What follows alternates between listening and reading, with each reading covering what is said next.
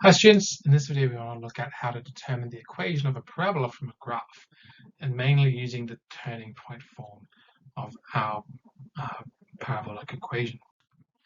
Right, the key thing you should be able to do is determine the equation of a parabola from a graph using turning point form. Key things to remember, guys, parabolas are the graphs of quadratics, so our x squared functions, and remember the turning point form of our quadratic ax minus h plus k, where our turning point is the coordinates hk and a is our dilation factor.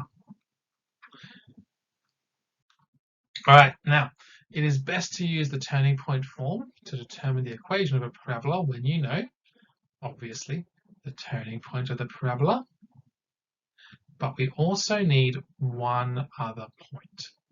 Okay, so we need the turning point of our parabola and one other point. Looking at the example we're about to do, we can see the coordinates of our turning point. We've got another point on our parabola. That gives us a very good indication that we should use the turning point form of our equation to make sure we can find our to find the equation of this graph quickly and easily. All right, so let's do it. Determine the equation of a parabola with the turning point of 5, 3, and that passes through 7, negative 5.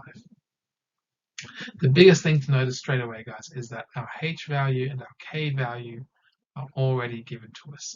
That's why it's so good to use turning point form if you know the turning point.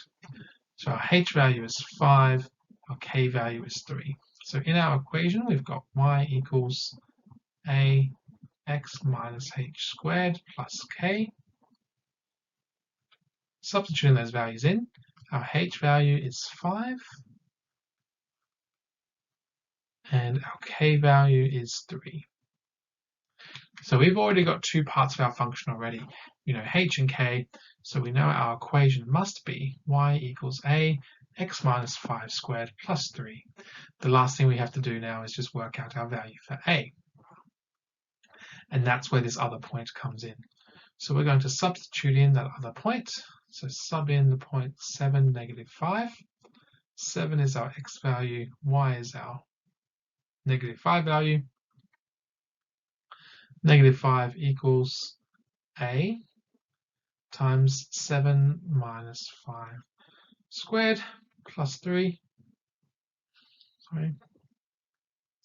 So doing that up here now, negative 5 equals 7 minus 5 is 2.